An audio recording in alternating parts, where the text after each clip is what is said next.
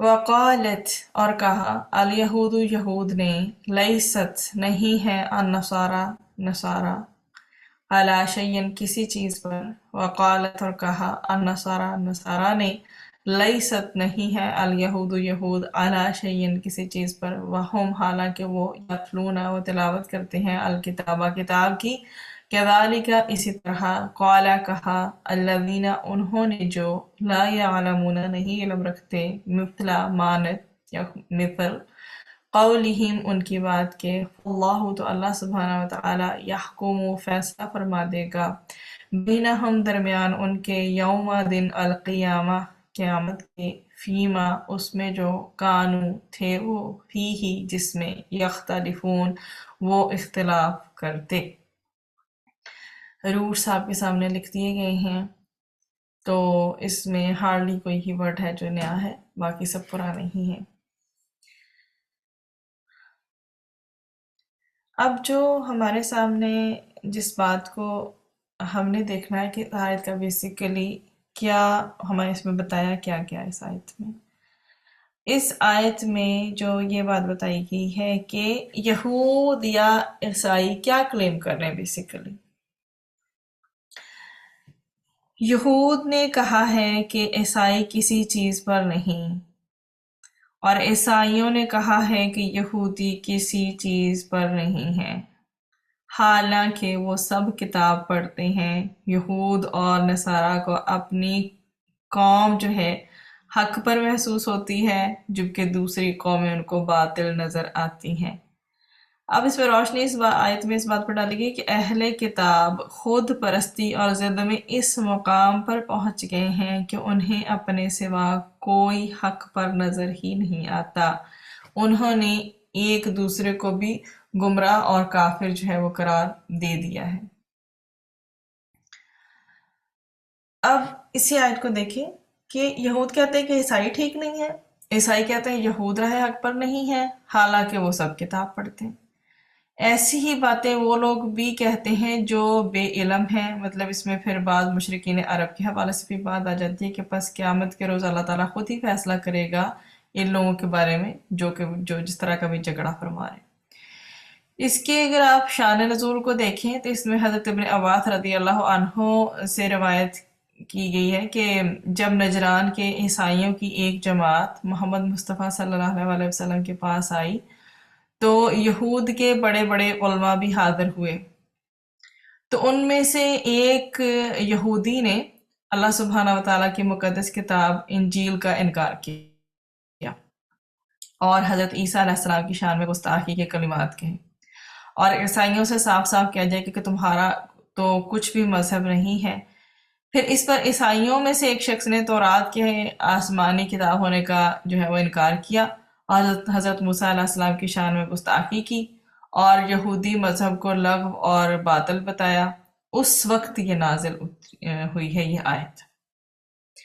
تو اب دونوں نے کیا کیا ہے کہ دین کی جو بیسک حقیقت ہے اس کو فراموش کر دیا ان لوگوں نے، اور مذہب کے نام پہ کیا بنا لیے، قومیت بنا لیے، اور ان میں سے ہر ایک اپنی ہی قوم کے جنتی اور مقبول ہونے کے دعوے کر رہا ہے اور اپنے سوا تمام اقوام عالم کے دوزخی اور گمراہ ہونے کا ان کا عقیدہ ہے۔ وَقَالَتِ الْيَهُودُ لَيْسَتِ النَّصَارَى عَلَى شَيْءٍ، اتنا جو پورشن ہے شیئن تک، یہود نے نبیوں اور بزرگوں سے تعلق کو حق پرستی کا معیار بنایا، انہوں نے اسٹینڈرڈ رکھا ہے کہ نبیوں اور بزرگوں سے تعلق جو ہے نا وہ حق پرستی پر مبنی ہے، تو وہ خود کو حق پر سمجھتے ہیں۔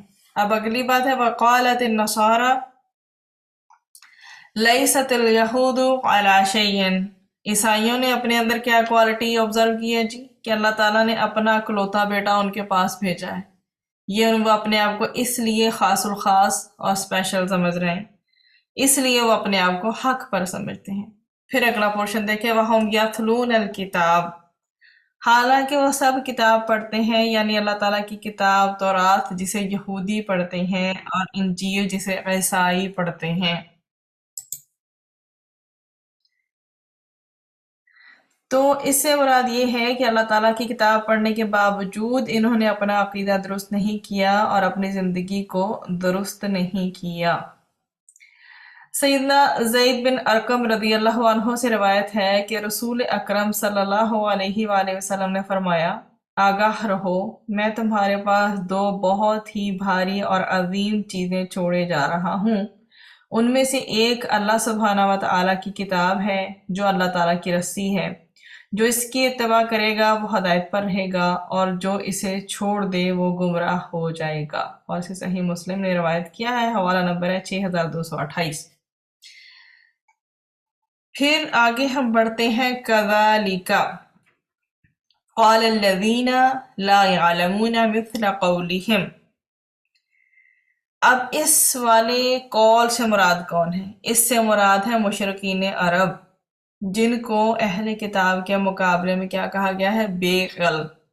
ان کے پاس تو پھر بھی کتاب ہے نا، یہود کے پاس بھی ہے، عیسائیوں کے پاس بھی ہے، لیکن یہ لوگ جو ہے بے علم ہیں، لا يعلمون۔ تو یہ بے علم لوگ ہیں، اور ان کو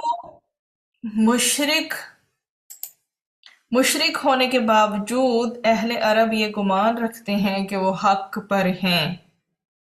مشرکوں نے نبی کریم صلی اللہ علیہ وسلم کو کیا کہا؟ صابی کہا۔ اب اس میں مزید اگر ہم اس کو دیکھیں تو یہ بات آ جاتی ہے کہ اللہ سبحانہ و تعالی ہر طرح کے اختلافات کا فیصلہ کب کرے گا؟ قیامت کے دن۔ فاللہ یحکم بینہم یوم القیامہ فیما کانوا فیہ یختلفون۔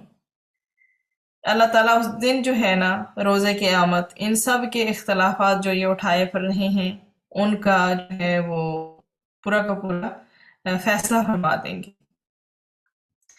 اسی میں ان الذین آمنوا والذین حادوا والصابئین والنصارى والمجوس والذین اشرکوا ان اللہ یفصل بینہم یوم القیامۃ ان اللہ علی کل شیء شہید۔ سورۃ الحج میں آیا نمبر 17 کا ریفرنس میں ملتا ہے کہ یقیناً جو لوگ ایمان لائے اور جو لوگ یہودی بن گئے اور صابی اور نصارہ اور مجوسی اور جنہوں نے شرک کیا، بے شک اللہ تعالیٰ ان کے درمیان کے جو ہے وہ قیامت کے دن فیصلہ کر دے گا۔ یقیناً اللہ سبحانہ و تعالیٰ ہر چیز پر گواہ ہے۔ تو یہود اور نصارہ کے اس اختلاف کے نتیجہ میں مشرکین بھی یہ کہنے لگے تھے کہ یہودیت بے بنیاد ہے، عیسائیت بھی بے بنیاد ہے، صحیح تو بس ہماری بت پرستی ہے۔ حقیقت یہ ہے کہ یہ لوگ جنت میں جانے کے اصل سبب سے غافل ہیں۔ مذہب خواہ جو ہے وہ یہود کا ہو یا نصارہ کا یا اسلام ہو، سب کی اصل روح جو ہے نا وہ دو چیزیں ہیں۔ اب وہ دو چیزیں کیا ہیں؟ ایک یہ کہ بندہ دل و جان سے اپنے آپ کو اللہ تعالیٰ کے سپرد کر دے، یہ پہلا فیکٹر۔ دوسری بات یہ ہے کہ اسی کی اطاعت فرما برداری کو اپنا عقیدہ اور مذہب سمجھے، اور کوئی شخص اطاعت و فرما برداری کے طریقے اپنے ذہن و خیال سے خود نہیں گھڑے، بلکہ عبادت اور اطاعت کے وہی طریقے اختیار کرے جو اللہ تعالیٰ نے اپنے رسول کے ذریعے بتائے ہیں یا متعین کیے ہیں۔ آپ لوگوں کی آسانی کے لیے اسی پوائنٹ کو ایکسپلین کر رہی ہوں کہ اصل جو چیزیں ہیں نا دین حق کو بلیو کرنے کے حوالے سے، اس میں دو فیکٹرز انوالو ہیں۔ ایک یہ کہ بندہ دل و جان سے اپنے آپ کو اللہ سبحانہ و تعالیٰ کے سپرد کرے، اسی کی اطاعت کرے، اسی کی فرما برداری کرے، اپنا عقیدہ اور مذہب اللہ سبحانہ و تعالیٰ کی اطاعت و فرما برداری پر مبنی ہو۔